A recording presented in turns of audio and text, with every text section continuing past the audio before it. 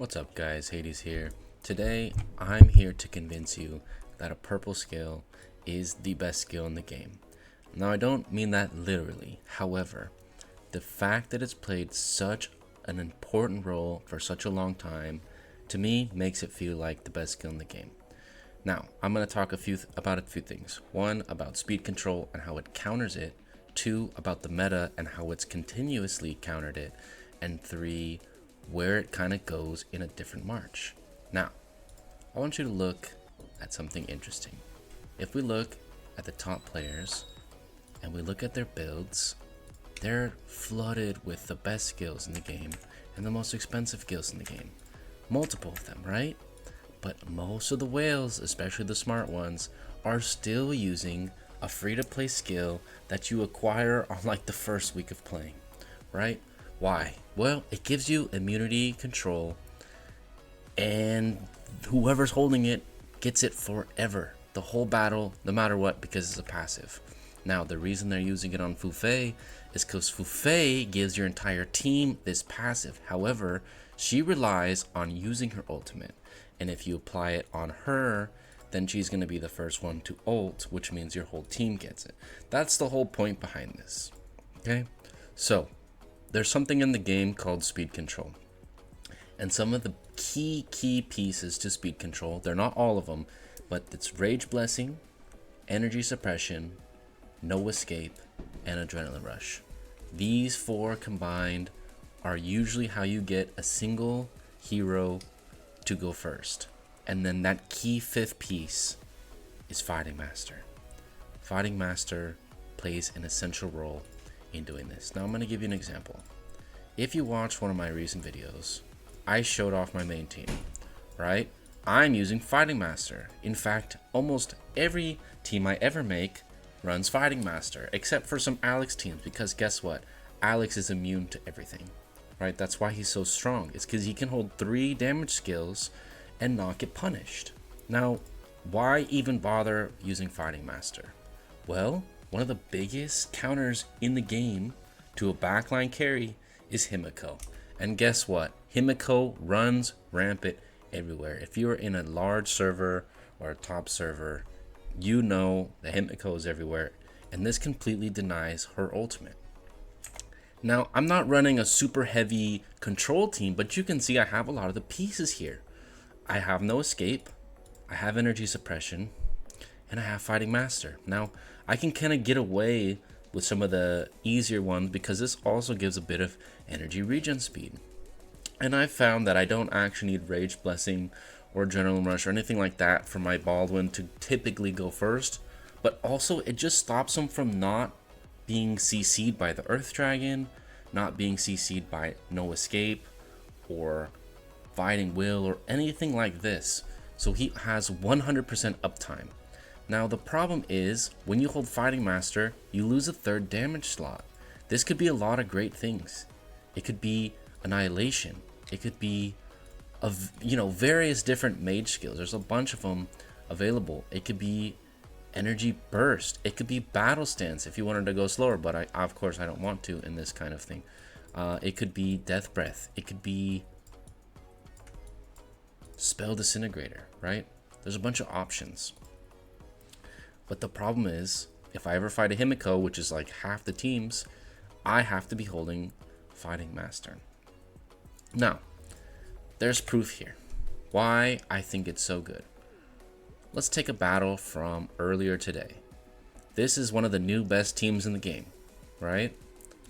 And here's a team that's about 780,000.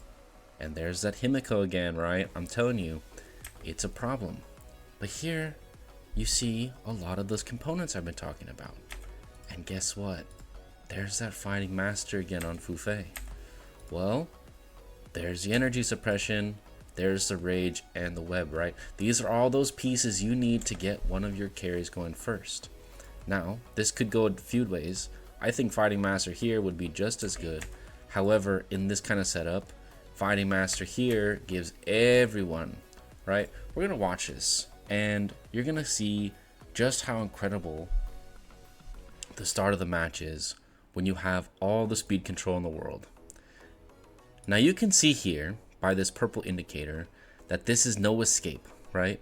The opponent is not using no escape, and that means they go first. Look at this, they're all going first. Look how fast they go. They're about to ult right after the dragon, and look at this discrepancy right there. Not even close. Well, kind of.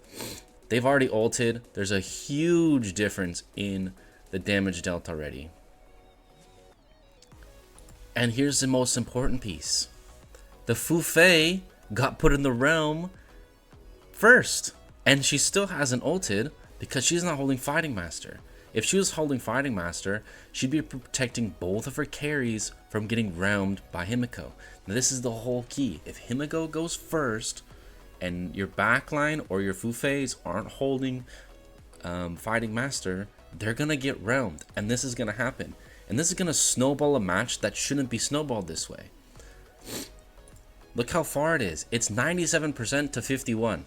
Now we saw the report. This team still wins because it's broken and it's just better, and it has King buff, and it's the highest power team in the entire KVK. I think it's at 930,000. And you can see that, you know, you can't overwhelm it with that much power. Once the Fufei finally gets to ult and get some heals back, it does end the match. But the point is, Fighting Master is essential to going first and creating benefits for your team. I'm going to break down some reports that have kind of changed my setups. And the big one is I swapped Fufei into my second team. Now this is important because Fufei essentially acts like a Fighting Master for the whole team, right? And you can't have it all, right? So what I do is I have my main with Fighting Master, and I used to have to put my Fighting Master here on Poseidon so that he can use 2 damage skills. But now that I have Fufei, I have unlocked my Poseidon. Now he can hold 3 items and not get confused by a Loki and kill my own team. Now I can have my Poseidon with 3 carries and not get destroyed by all the CC that exists in the game, right? This is a huge key to success when you're trying to build multiple marches. Having Fufei and having Fighting Master spread out makes a huge difference. You can see here, Alex plus Baldwin means my carries can't be CC'd, and then having Fufei in the other team means my Poseidon can't be CC'd and has 3 skills.